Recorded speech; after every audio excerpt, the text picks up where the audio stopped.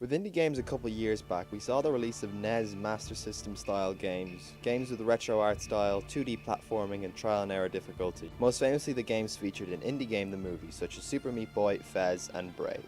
There were a lot of factors behind the making of these games, but the ones that stuck out to me and many others were that the people who played those games growing up were old enough to make games they wanted to play, and they were dissatisfied with modern iterations of their favourite franchises. Didn't like Metroid Other M? Try Axiom Verge. Didn't like Castlevania Lords of Shadow 2?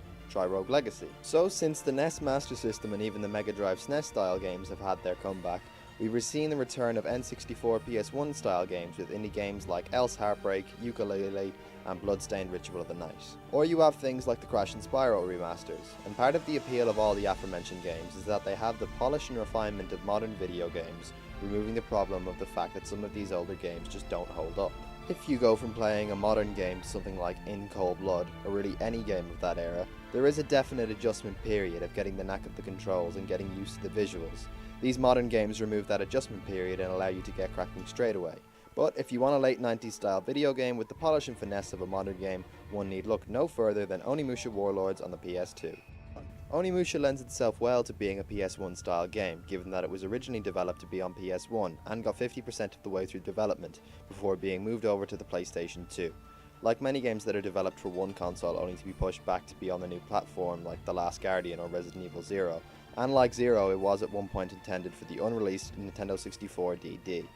Being based on Resident Evil, Onimusha uses fixed camera angles, meaning we see the game's art style as a whole, and given that the models are 3D and the backgrounds are 2D, it's essentially walking through paintings, something lost since this era ended.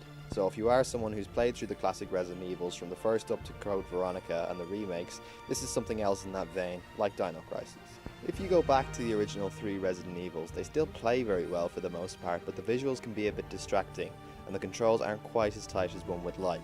These problems were addressed in the remake, but Onimusha Warlords is like the perfect mid-ground between the two, coming across not as a 7th generation game like the Resi remake or Metal Gear Solid the Twin Snakes, but rather as a tighter PS1 game. Having a game which does previous generation style games but with more polish is nothing new. Something similar was done with Castlevania Symphony of the Night and Chronicles, which were released on the PlayStation whilst the series was trying to move into 3D with Castlevania 64 and Legacy of Darkness. And while the latter were nowhere near as well received, they did sell immensely better, and while one could attribute that to there being less competition for the N64 games, I would assume it was more to do with Symphony of the Night being like a SNES game but with better music and graphics, and Chronicles literally being a remake of an MSX game. These were the cases that bring to mind Gunpei Yokoi's philosophy with making the original Game Boy. Lateral thinking with withered technology, where rather than trying to push the envelope with new full-colour hardware, they would use old tech they were familiar with in the ways they knew best, and that thinking has been applied to the handhelds Nintendo have made since Yokoi's departure from Nintendo and subsequent death. Whereas their competitors have always tried to bring the then current home console experience on the go, Nintendo has always kept their handhelds a generation behind.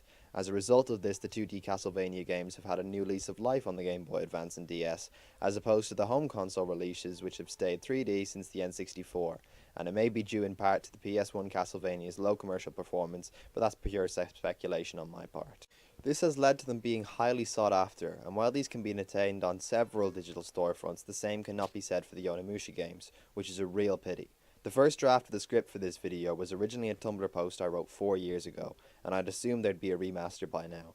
And while I've not found a solid reason as to why these haven't been re-released in HD on modern machines, they certainly would be better suited for a HD treatment, given how little of the game's assets are in 3D.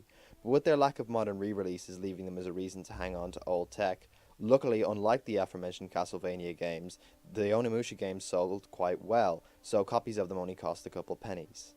And while I can imagine at the time being quite disappointed with a game that cost full price and was essentially a last-gen game with that generation's controls, no analog stick support and a short length, but with the benefit of there being an audience now for 32-bit style games, myself included, there is now a lot to be said for a game that's cheap and can be completed in a few hours.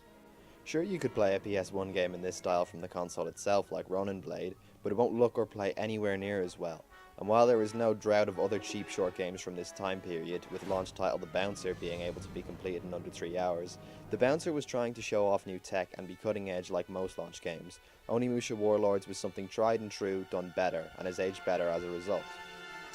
And that's all well and good, but what about the actual game itself? Well, in terms of the game's combat, you have your button to take aim and attack, and your button to block with the enemies. It becomes this system of watching the frames to see how your enemies behave, to know when to block and when to attack, like in a lot of great action games.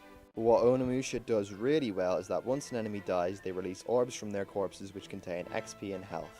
You have to hold down circle to absorb, but whilst absorbing you can neither attack nor defend, and the orbs disappear after a few seconds. So when there's a group of enemies, it becomes this race to destroy all the enemies in enough time to absorb their orbs.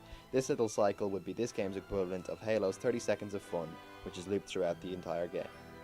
Story isn't anything too special. The voice acting is what you'd expect of Capcom games of this time, but the game's soundtrack is incredible, in particular Samanosuke's theme. And if you like the game, fill your boots. There's sequels, which I haven't played properly because I've been saving them up as a treat. This is not a blanket recommendation for everyone to go out and play this, but it is a must play if you're part of the audience I've just mentioned. And while indie games being made in this style today are done solely to target that audience, here is a game that fits the mold unintentionally.